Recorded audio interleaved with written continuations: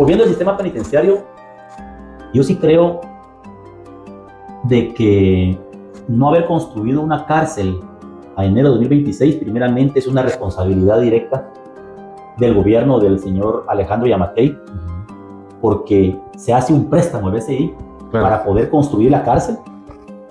Terminan con unos grandes problemas, no poniéndose de acuerdo quién la va a construir. Pareciera que es tan importante esto, construir la cárcel, porque aparte de refundar el sistema penitenciario con nuevos agentes del sistema penitenciario, con nueva capacitación y controles, necesitamos que el esfuerzo de la Policía Nacional Civil, del Ministerio Público y de los jueces honestos vaya a una cárcel, ¿sí?, donde tengamos la seguridad de los guatemaltecos, que no nos seguirán extorsionando, no nos seguirán asesinando, claro, para poder empezar a tener control de ese empoderamiento que hoy tienen las pandillas en Guatemala. Yo creo que debe prolongarse el estado de sitio en puntos focalizados en donde esté toda la potestad del Estado y la capacidad de investigación criminal. Y aquí hay que abordar esto. Sí creo que esta guerra política que se ha tenido la fiscal general Consuelo Porras desde Gerona, claro, y el presidente Bernardo Arévalo desde Casa Presidencial, que no quiero valorar quién o no tenga la razón, porque hay muchísima evidencia por revisar, pero esta guerra ingrata y desconsiderada que han tenido las dos personas ha incidido totalmente en la seguridad de los guatemaltecos. ¿Y por qué? Porque ese divorcio institucional hace que la investigación criminal que realiza la Policía Nacional Civil en Guatemala, que es la que hace la investigación, claro, no encuentre un asidero y un eco que con la tecnología que existe actualmente es posible hacer una cárcel que cada vez tenga menos contacto con el ser humano y tenga mejores controles para evitar la corrupción, claro, y respaldarlos políticamente para con seguridad para que sean interesados en el sistema. Y si el Estado dice no puedo porque me va 5 años, vámonos a Estados Unidos, que las cárceles son con alianza público-privada. Claro. Y hablar de lo privado no es satanizarlo, es decir, entregar a una marca reconocida en administración penitenciaria la instalación para su administración con control y supervisión de los entes legales de Estado.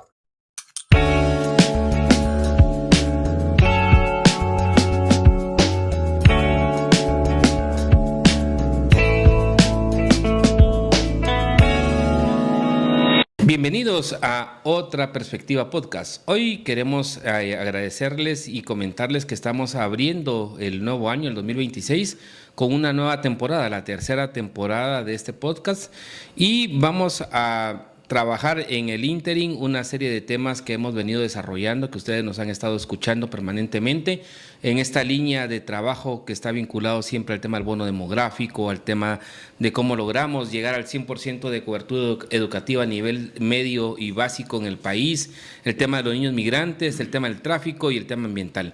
Pero hoy, dentro del marco de la coyuntura, tenemos a un invitado especial y lo determinamos para poderlo invitar y poder abrir esta nueva temporada planteando qué está pasando en Guatemala con relación al tema de la seguridad. Inicialmente también quiero manifestar mi solidaridad y mi más sentido pésame a las familias de los 10 agentes policiales que lamentablemente fallecieron en el marco de este proceso de represalias de un grupo de las pandillas en el país hace alrededor de 8 días. Entonces, manifestarle nuestra solidaridad y mucha fuerza a las familias de estos agentes policiales que lamentablemente han perdido la vida. Nuestro invitado viene de este proceso de fuerzas de seguridad, es Estu Velasco, el licenciado Estu Velasco, que es abogado y notario, es criminólogo y criminalista. También cuenta con estudios de magíster en varios temas, en seguridad pública, en estudios estratégicos, en políticas públicas, pero de igual manera ha formado parte de la Policía Nacional Civil. En su momento fue comisario y estuvo encargado de la división o dirección de investigación criminal. Así que tenemos a un experto con conocimiento y con calidad en este tema, y entonces lo hemos invitado un poco para que él, con este conocimiento y esta especialidad, podamos conversar y podamos darles elementos a ustedes sobre cómo se está viendo esta situación, qué fue lo que originó, o cuáles son como las causas que venían alrededor de haber generado esta situación de represalia, primero de amotinamiento, luego represalia hacia agentes policiales y luego finalmente la declaración de un estado de sitio que está vigente y que fue ratificado por el Congreso de la República. Y cuáles son los desafíos que esperaríamos para las siguientes semanas. Así que, abogado, colega, bienvenido, Stu Velasco, a este podcast. Te quiero agradecer por tu tiempo. Así que sabemos que estamos un poco limitados, pero te agradezco por el esfuerzo que estás haciendo. Inicialmente, preguntarte por tu experiencia en la rama de la Policía Nacional Civil en el tema de la seguridad y la investigación. ¿Cómo llegamos a esta situación? ¿Cuáles son como las causas o los detonantes que de una u otra manera han tenido básicamente a nuestra sociedad en una zozobra en estas últimas semanas con relación a esos ataques pandilleros? Sí, Julio y estimada audiencia de nuevo podcast, yo considero primeramente que es fundamental poder tocar estos temas tan sensibles e importantes del país para que la juventud, el ámbito profesional, el ámbito político y la sociedad pueda, conocer cuáles son las causas y las probables soluciones ante este escenario que hemos tenido de inseguridad que ha detonado por parte del sistema penitenciario. En nuestra experiencia y en nuestro estudio de los hechos, consideramos primeramente que el asesinato y la muerte de 10 policías nacionales civiles, aparte de enlutar al país y a la institución, es un grave indicador de los niveles de empoderamiento que han alcanzado los terroristas de las pandillas en Guatemala. Y primeramente, como decías, solidarizarnos con cada una de sus familias, de sus papás, de sus hijos, porque quisiera, antes de entrar en materia, a tu pregunta, digamos, tocar este punto. ¿Qué padre y madre, verdad, están dispuestos a entregar a sus hijos y a sus hijas a la Policía Nacional Civil, sabiendo de que existe una probabilidad que ellos mueran? Claro. Por llevar seguridad, llevar tranquilidad a la sociedad guatemalteca, y creo que esto es incomiable reconocerlo, claro, y solidarizarnos con la familia policial y de los deudos. Para responder tu pregunta, ¿qué nos ha llevado al colapso de un sistema penitenciario? Yo siempre trato de ser muy responsable y muy objetivo al buscar las causas. Sí creo que el colapso, yo hablo de un colapso del sistema penitenciario, se debe primeramente a la corresponsabilidad de todos los gobiernos de la era democrática del país en cuanto a no atender integralmente al sistema penitenciario, a no invertir en infraestructura, a combatir la corrupción. Y hoy, en el año 2026, esto detona prácticamente en Huenchapín, en la cara del ministro de Gobernación actual, el señor Marco Villeda, y el presidente Bernardo Arévalo. Claro. Ahora bien, yo quisiera también ser muy puntual, y considero que mucho de lo que está ocurriendo también se debe a una mala administración y muy probable niveles de corrupción que han existido en el primer ministro de Gobernación de este gobierno, o por lo menos en su director del sistema penitenciario, que si bien no podía controlar al 100% las cárceles, podía haber hecho más Claro. como evitar, porque todo viene, Julio, desde la fuga de los 20 pandilleros del barrio 18, que hay que decirlo, que nos enteramos de guatemaltecos. De manera extraoficial, porque nunca se oficializó. Por filtración de información de periodistas y de otras voces, que afortunadamente lo anunciaron, y que por alguna razón, y abro comillas, el ministro de Gobernación anterior, Francisco Jiménez, y su equipo, no sabemos si el presidente Bernardo Arévalo lo sabía, no lo habían informado a la sociedad guatemalteca. Claro. Y ahí empieza una nebulosa de muchas dudas, más que respuestas, y de ausencia de credibilidad por parte de las autoridades, y es algo que el ministro Villeda está bajo su responsabilidad actualmente, pero que él recibe los detonantes de todo este cúmulo de desatenciones al sistema penitenciario. Tercero, yo también diría, aparte de entrar en materia al sistema penitenciario, Julio, que hay una corresponsabilidad directa del sistema de justicia. Claro. Aquí yo quiero tomar las palabras del director general de Policía Nacional Civil, Custodio Boteo, que antes de esta crisis del sistema penitenciario ha dicho reiteradas veces de que ese ciclo perverso, ¿y cuál es el ciclo perverso? De que la Policía Nacional Civil actúa en muchos casos junto con el Ministerio Público,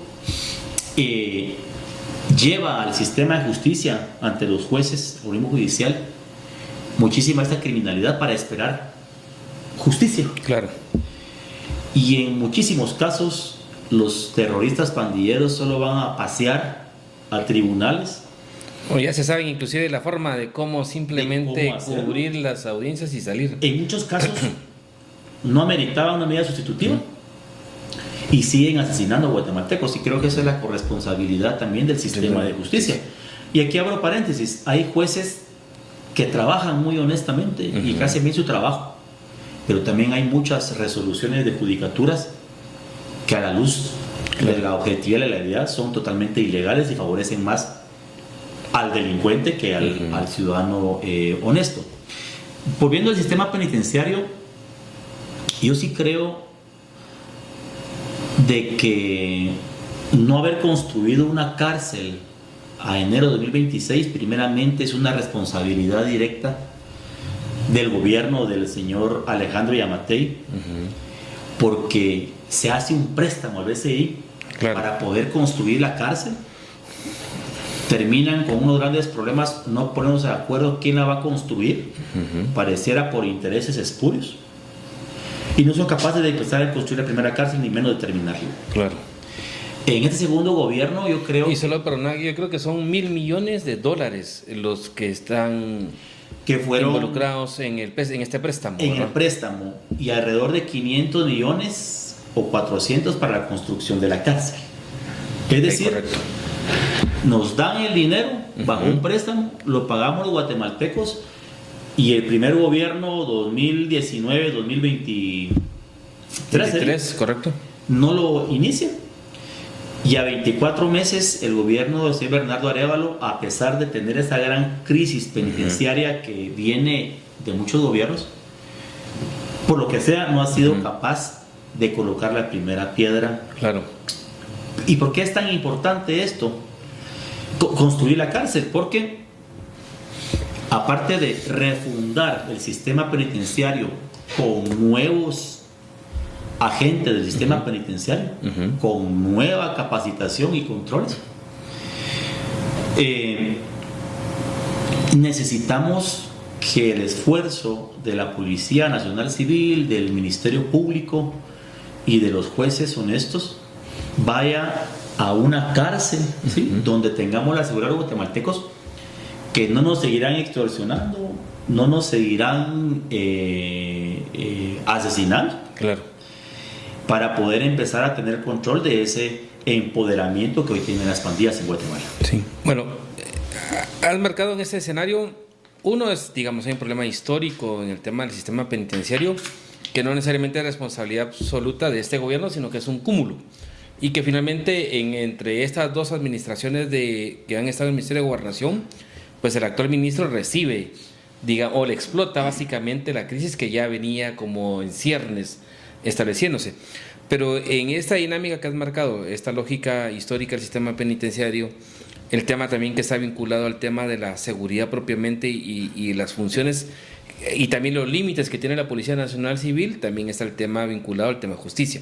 En estos tres elementos, y la investigación que tiene que ver también con el Ministerio Público, ¿verdad? Porque también es el otro elemento que implica el tema del sector justicia. Pero habiendo, digamos, cada una de esas fases, entrando un poquito a la dinámica de lo que pasó la semana pasada, yo te preguntaría dos cosas. Una es, al día de hoy, ¿crees que la situación está relativamente controlada, digamos, a nivel de las amenazas por parte, digamos, de la Policía Nacional Civil?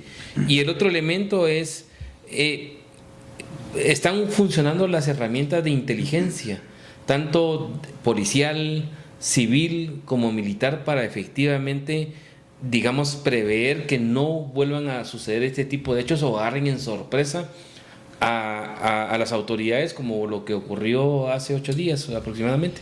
Muy bien.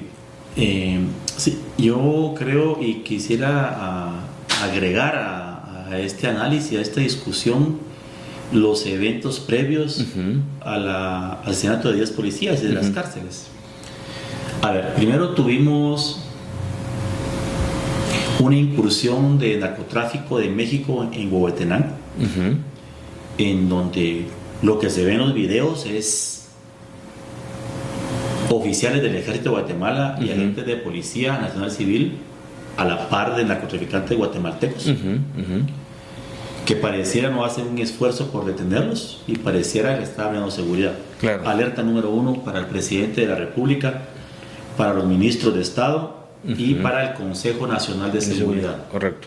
Okay. No pasó nada de una reacción efectiva, y menos han rendido cuentas respecto a la responsabilidad o no de los funcionarios de cumplimiento que estaban en esa escena. Segundo, tenemos el robo de un arsenal bélico de 30,000, 40,000, 60,000 municiones, de 40, 60 fusiles, granadas, en Petén. ¿Sí? Y este armamento generalmente es uso para, digamos, tanto ejército, pero de igual manera, en este caso, narcotráfico. Exacto. Solo te compra armas el que está en guerra.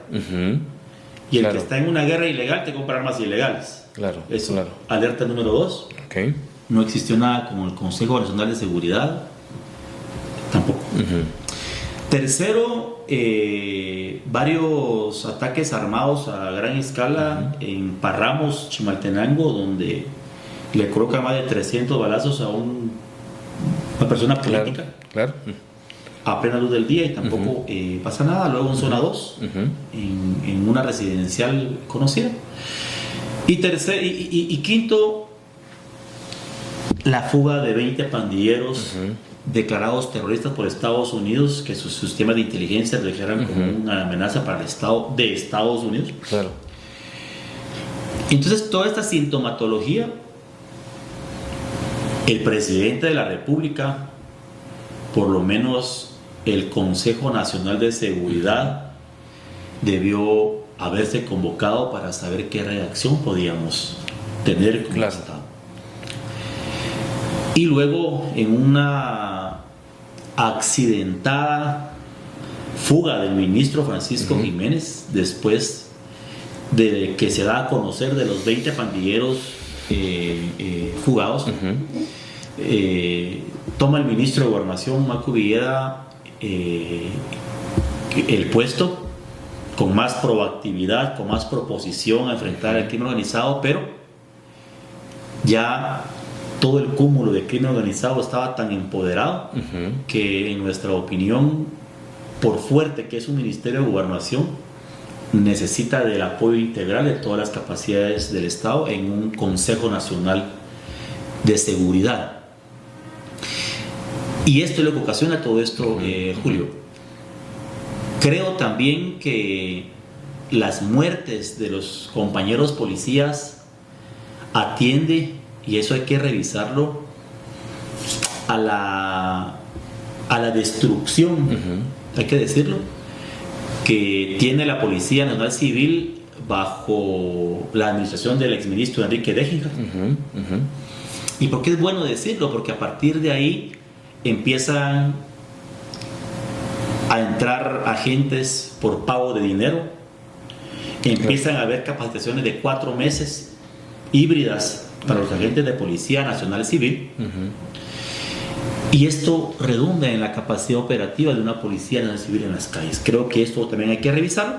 Y quinto, sí, para responder la pregunta, creo de que el Consejo Nacional de Seguridad, que aún no se ha activado hasta el día de hoy, que estamos 26 de enero de 2026, debe integrarse para hacer una política nacional de seguridad que pueda enfrentar el crimen organizado, previendo menos muertes y previendo un año electoral que podría ser demasiado violento si no se atienden estas causales de inseguridad. Claro. Y en esa parte, digamos, de las debilidades, ¿fue oportuno o no en el marco, insisto siempre en el tema de la inteligencia, por la reacción, digamos, la foto que colocaron del líder pandillero y que inmediatamente al publicarla, de saber si efectivamente, a lo mejor eso era como una muestra de querer decir tenemos controlado esto, pero generó un efecto contrario y la respuesta fue inmediata? La pregunta aquí es, ¿fue bien manejado estos elementos? Y sobre todo teniendo, aunque ya han marcado que hay ausencia de inteligencia, ¿qué es lo que reaccionó y lo que provocó en este caso la muerte de los agentes? Y aquí hay otra, me preguntabas por el tema de inteligencia.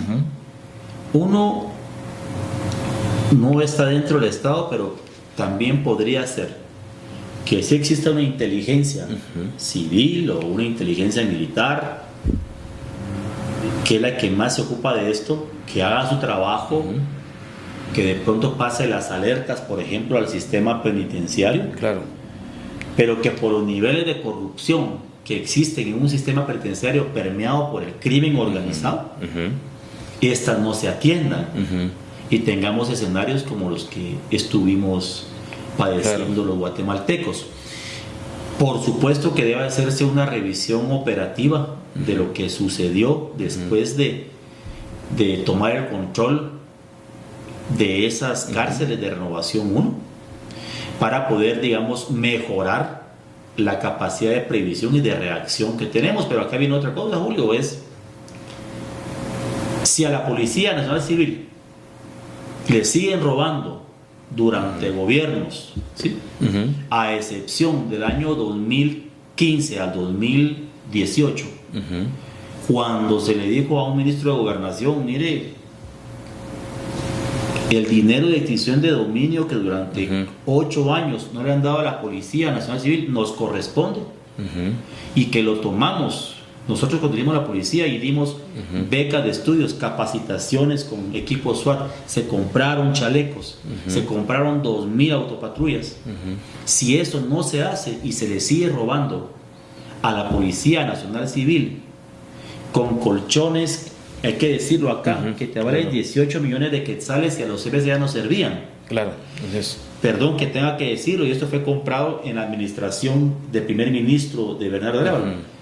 Estás viendo y estamos viendo los guatemaltecos que se roban arsenales de fusiles, que utilizan granadas, y se le ocurre, no sé bajo qué criterio técnico, al ministro Jiménez, tengo que decirlo, comprar autopatrullas para pitufos y mandarlos a enfrentar al crimen para que mueran.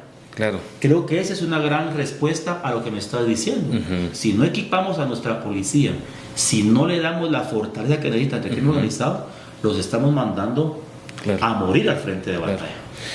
Y ya insertos en el estado de sitio, porque finalmente, pues obviamente esto generó consternación, generó respaldo de todas las fuerzas políticas a cómo el gobierno podía encontrar medidas para enfrentar estas amenazas. Pasado ya más o menos, ya han pasado más de 8 días en el que está decretado el estado de sitio, pero algunos están criticando que no hay como una reacción inmediata. O sea, desde tu perspectiva, ¿qué es lo que tendría que estar haciendo la Policía Nacional Civil?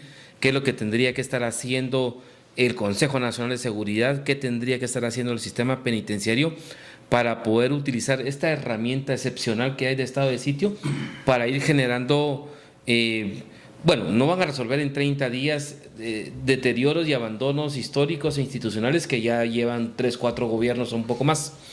Pero ¿qué es lo que debería ser como lo mínimo que deberíamos estar viendo los guatemaltecos en esa institucionalidad, digamos, optimizando este estado de sitio que hoy está decretado? Muy bien. Número 1, evaluar el presidente de la República, convocar al Consejo Nacional de Seguridad para buscar las soluciones integrales de lo que estamos acá discutiendo. Y recordemos que un estado de sitio está autorizado a hacer compras directas sin licitación. Eso es correcto. Exclusivamente para la necesidad que originó el estado de sitio. Estar comprando a través del presupuesto de la policía equipamiento, tecnología, movilidad y procesos de controles internos y transparencia para poder enfrentar con toda la capacidad al crimen organizado. Segundo, yo creo que debe prolongarse el estado de sitio en puntos focalizados en donde esté toda la potestad del Estado y la capacidad de investigación criminal. Y aquí hay que abordar esto. Sí creo que esta guerra política que se ha tenido la fiscal general Consuelo Porras desde Gerona, claro, y el presidente Bernardo Arévalo desde Casa Presidencial, que no quiero valorar quién o no tenga la razón, porque hay muchísima evidencia por revisar, pero esta guerra ingrata y desconsiderada que han tenido las dos personas ha incidido totalmente en la seguridad de los guatemaltecos. ¿Y por qué? Porque ese divorcio institucional hace que la investigación criminal que realiza la Policía Nacional Civil en Guatemala, que es la que hace la investigación, claro, no encuentre un asidero y un eco de armonía hacia la política del Ministerio Público. ¿Y qué tenemos como resultado? Retrasos, malas, inexistentes, tardías, investigaciones criminales que antes eran de la mano, con todas sus dificultades. Pero había una respuesta inmediata. Había una cohesión. Correcto. Y entonces hoy tienes, y eso hay que decirlo, twitters del presidente de la República diciendo que es Consuelo Porras la responsable, y luego tenés Twitter institucional del Ministerio Público que es que para mientras nos estamos muriendo los guatemaltecos. Creo que esa parte dura de la investigación criminal per se entre las dos instituciones que está ausente hace que los delincuentes se sienten en la mesa sonriendo y digan claro, por lo menos ahorita no vienen por nosotros. Sí, correcto. Sigamos desangrando al país. Creo que eso es algo bien importante abordarlo, hay que decirlo, porque si uno se pone a discutir temas tan sensibles en donde se están muriendo los guatemaltecos y está rodeando el lago y no nada más al centro, creo que no hacemos nada guatemaltecos de opinión. Claro, claro. Básicamente, es decir, esta parte de las pandillas tiene como medido esta debilidad de parte de la institucionalidad. Y antes de pasar en esta dinámica siempre al estado de sitio, ¿sí crees que, y porque ya han habido algunos analistas y otros expertos que han ido marcando que sí hay como una alianza, digamos, entre la rivalidad que ha existido entre los diferentes grupos de pandillas con otro tipo de sectores de crimen organizado, y que en el marco de lo que se generó en el motín en Renovación 1 mostraba que sí había como aparentemente un pacto de no agresión, y que eso obviamente está en función de fortaleza de ellos frente a esta debilidad institucional que tiene el Estado? ¿Crees que sí hay muestras de ese, de que al menos en esa parte ellos están como manteniendo cierto tipo de tregua para poder avanzar o poder debilitar más la institucionalidad? Totalmente. Digamos que aquí, y lo paradójico del caso es, divorciado el poder del Ministerio Público con el Ejecutivo en su capacidad de investigación criminal, y fusionado por conveniencia criminal las estructuras criminales del país. Claro. O sea, eso diría que ellos están más ordenados que nosotros. Claro. Tercero, existe lo que llamamos paso al ámbito de la criminología, le llamo una metamorfosis criminal de las pandillas y el terrorismo, que antes estaban enfocados directamente en el tema de la extorsión y asesinaban a quien no paga extorsión. Claro. Concentraron tanto dinero que ahora son, entre comillas, empresarios del transporte, de la vivienda, ¿sí? Claro. Y que hay que ir por sus activos a través de inteligencia financiera. Pero entonces, por su capacidad operativa, la metamorfosis criminal se materializó en el interés de la venta, el trasiego, el resguardo de las drogas sintéticas en el país.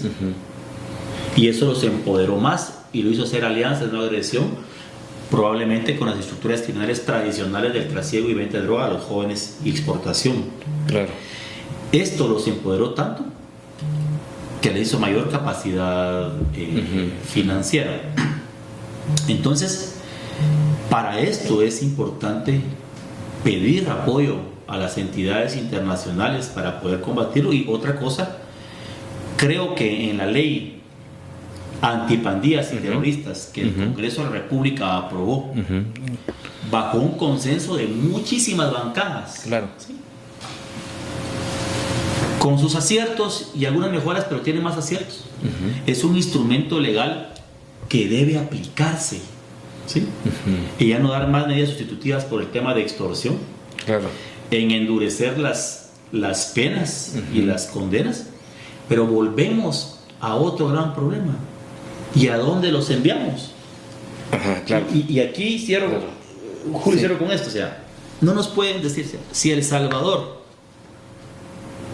construye una cárcel en 7 meses, 8 meses para 50,000 personas, no puede ser que en Guatemala no podamos nosotros construir una cárcel para 15,000 personas. Y aquí vuelvo, pongo el dedo, digo, Julio, no sé si viste, resulta que la cárcel que queremos hacer acá es más cara que la de El Salvador. Así es, correcto. Sí, hoy estaba viendo yo una nota de solo prensa que caben 40,000 personas menos. Así es, correcto. Nosotros.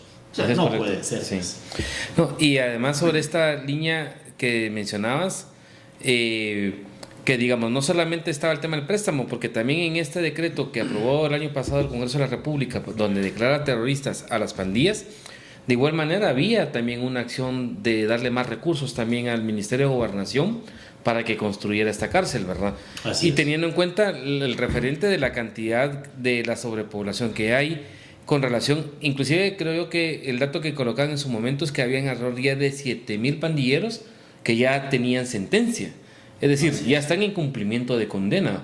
Y que a partir de ahí, sobre ese dato, pues realmente sí tenía que haber una urgencia para poder trasladar a todos estos ya condenados a lugares en donde realmente cumplan su pena, pero con condiciones en donde sabemos que no van a tener que estar transgrediendo o generando nuevos delitos estando adentro, ¿verdad? Pero eso me lleva entonces un poquito a la dinámica. Desde tu perspectiva de la lógica policial, y aún cuando, digamos, se entiende que hay un proceso de formación en la policía, con esas debilidades que marcas de cómo también se ha ido como debilitando esa formación que tenía el policía o que tiene el Policía Nacional Civil, pero en el caso del sistema penitenciario, el mismo director lo comentaba recientemente en una entrevista, el director de la Policía Nacional Civil señalaba que en el sistema penitenciario, primero, tienen muy bajos salarios, que no se equiparan inclusive al tema de un agente policial. Segundo, que no hay mandos, o sea, no hay carrera penitenciaria. Y tercero, bajo el primer elemento que contemplaba, ¿verdad?, de esa labor que hacen las familias o quienes tienen hijos policías, ¿verdad?, de poder ofrendar a que su hijo pueda en un momento determinado perder la vida. En el caso de los guardias del sistema penitenciario, lo que comentaba el mismo director de la Policía Nacional Civil, pues obviamente es más fácil por los incentivos, el pasar los teléfonos, el pasar la droga y pasar otras cosas más, que es lo que hemos visto que ocurre en los centros penitenciarios.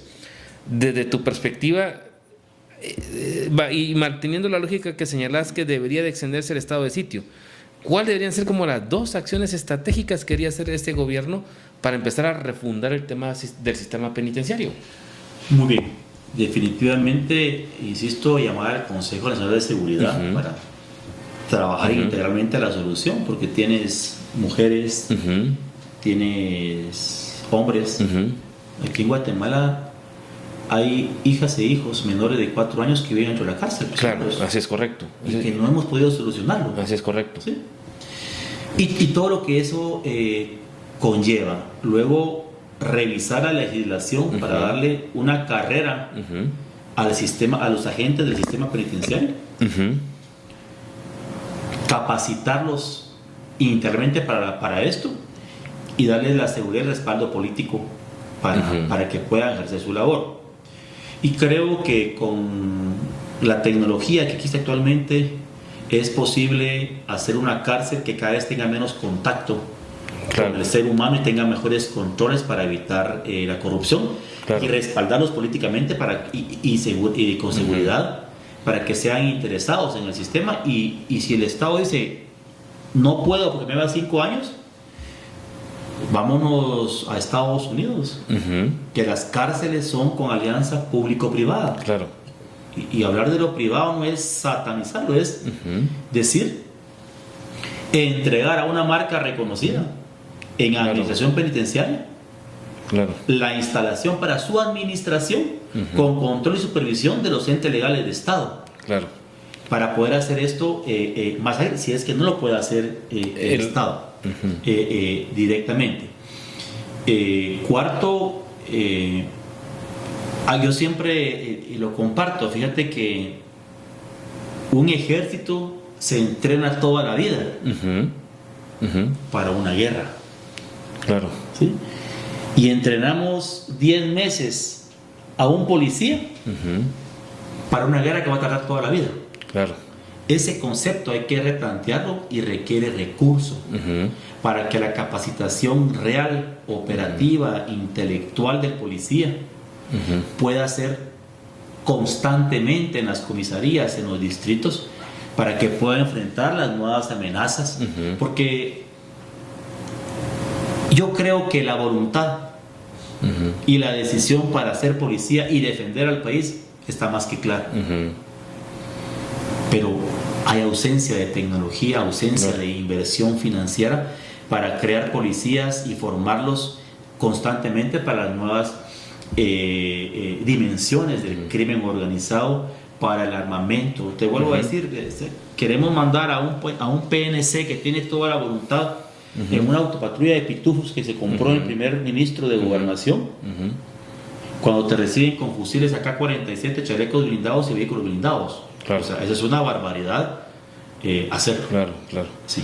Y en esa dinámica de digamos, bueno, hablamos de la modalidad que puede existir en el tema de la infraestructura, pero en el tema de la fuerza, digamos, de la fuerza del sistema penitenciario, ¿crees que habría alguna probabilidad en un momento determinado de una fuerza que sea como mediantemente combinada, que salgan de cuadros de la policía, del ejército, para hacer como ese primer grupo? Porque al final de cuentas el tema es que necesitas acciones inmediatas, no puedes estar esperando 1 año, 2 años y al final de cuentas volvemos a lo mismo, vienen elecciones y se vuelve otra vez a marcar esta amenaza que se ha determinado hacia el escenario electoral, que también puede ser violento. Sí, yo creería por lo menos 2 dimensiones. A ver, hemos llegado a los niveles de la Colombia de los 90s, en donde pues en el fenómeno de crimen organizado, Pablo Escobar Gaviria en su momento pagaba $5,000 por policía que le asesinaran. Eso es lo que pasó ahora en Guatemala. Que un sujeto y una estructura criminal ordenó y seguramente ofreció premio por policía asesinado. ¿Para qué? Para hacer que el Estado se doble de rodillas o pague lo que le había hecho. Entonces, en análisis a combate de crimen organizado, lo que mencionabas es importante. El plan A es crear una task force que existen en todos los países del mundo, con ministerio público, con organismo judicial, con Policía Nacional Civil, con supervisión legal, de los derechos humanos, que se concentre directamente en poder ir por las estructuras criminales del crimen organizado de terroristas que están desagrando al país ahorita inmediatamente, y a la par trabajar todo este tema integral de la construcción de la cárcel, de la legislación penitenciaria, de la carrera penitenciaria, y todo esto, para poder tener una reacción adecuada en tiempo que pueda, digamos, neutralizar cualquier otra capacidad de violencia que pudiera venir por parte de estos grupos de crimen organizado. Eso haríamos, pues eso sería bueno. Y tenemos capacidad, digamos, si hay capacidades instaladas, esto con relación al tema de también ir a la parte de la económica de las estructuras de crimen organizado, o sea, Policía Nacional Civil, Ministerio Público, digamos, sí tiene las capacidades para también ir, digamos, atacando este tipo de herramientas que de una u otra manera también le alimentan el terror que generan en las calles. A ver, fíjate que en el año 2017-2018, que hay que decirlo, fue la primera vez que la Policía Nacional Civil, el Ministerio Público y el Organismo Judicial realizaron 400 allanamientos simultáneos en 48 horas. Y tuvieron más de 400 personas dedicadas al tema de extorsión. Claro. En el año 2018 era la primera vez que una persona integrante de las fuerzas de seguridad de Alta fue detenido bajo análisis de investigación por ser lavador de dinero de la pandilla MS. Eso está ahí, claro, en cualquier medio público. Claro. Entonces creo que hoy hay más capacidad de tecnología, más capacidad de recurso humano, pero vuelvo a insistir, creo que ese divorcio institucional está trayendo grandes consecuencias para la seguridad de los guatemaltecos. Claro. Sí existe la capacidad, hay excelentes jueces que dan más de la mía extra, hay excelentes fiscales del Ministerio Público que conocen la dimensión del crimen organizado y han trabajado por este país, y también policías nacionales civiles que aún están en las filas policiales que lo han hecho. Creo que sí existe la capacidad. Lo más importante es tener la voluntad política de los gobernantes de turno y de los fiscales generales y de magistrados de la Corte Suprema de Justicia, y algo más importante, que estén dispuestos a correr el riesgo. Claro. Porque esto implica un riesgo, aparte de la seguridad personal, un riesgo jurídico penal, pero si estamos ahí es para asumirlo, ¿verdad? Claro, claro. Sí. Bueno, ya como mensaje final, ¿qué herramienta determinarías hacia las autoridades en función a poder aprovechar, pues, de una u otra manera ese respaldo social que hay en ese momento a las autoridades y que obviamente han permitido que opere este estado de sitio? A ver, has mencionado algo muy importante. Aquí en Guatemala, cuando la ola de plagios o secuestros del país, hubo un apoyo social integral, claro, porque los secuestros llegaron a afectar desde la capacidad económica del país hasta emprendedores del país. Claro.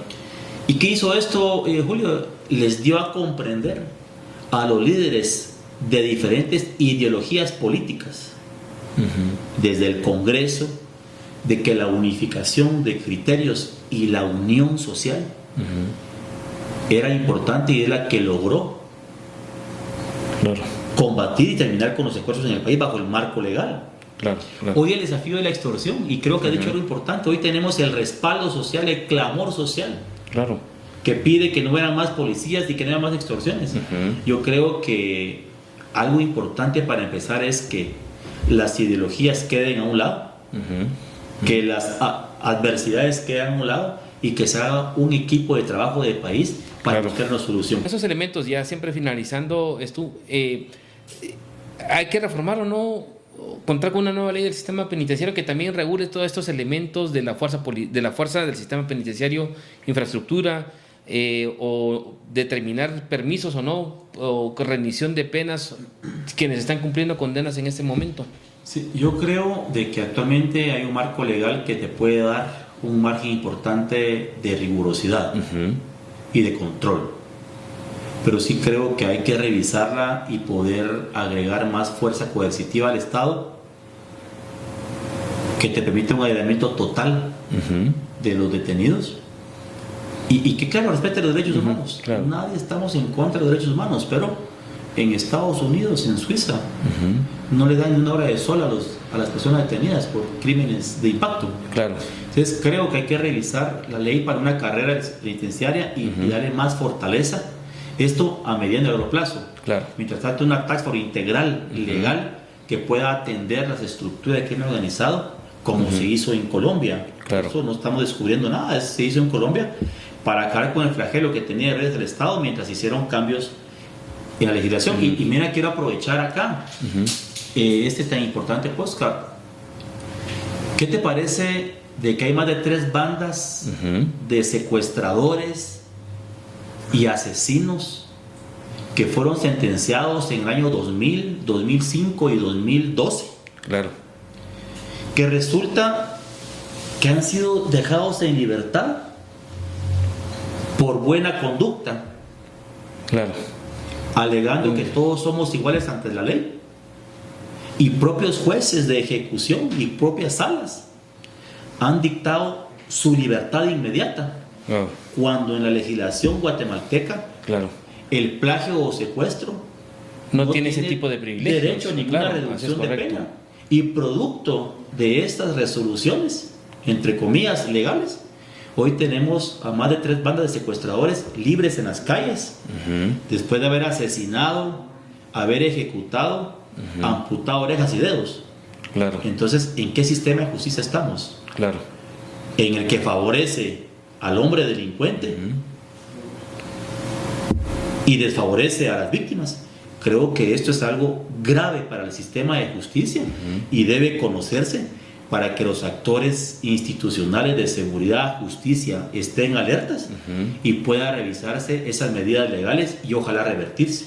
Claro, sí, bueno, realmente es preocupante ese tema que marcas, porque finalmente también es un punto que de una u otra manera se refleja por no tener también adecuadamente controles de este sistema penitenciario y que efectivamente se tenga el registro de que hay algunos que no tienen este tipo de beneficios, ¿verdad? Así es. Y eso obviamente atenta contra la seguridad de los guatemaltecos. Totalmente. Bueno, te quiero agradecer por tu tiempo, por tu conocimiento y esperar, bueno, ahí sí que por el bien del país, ¿verdad? Que las cosas puedan ir mejorando y al igual está el espacio abierto para otros temas que podamos contar con tu colaboración. Muchas gracias, es un gusto. Así que a quienes nos han escuchado, les invitamos a que nos sigan viendo y escuchando en esta nueva tercera temporada de Otra Perspectiva Podcast y que estén atentos a los invitados y a los temas que estaremos desarrollando. Muchas gracias.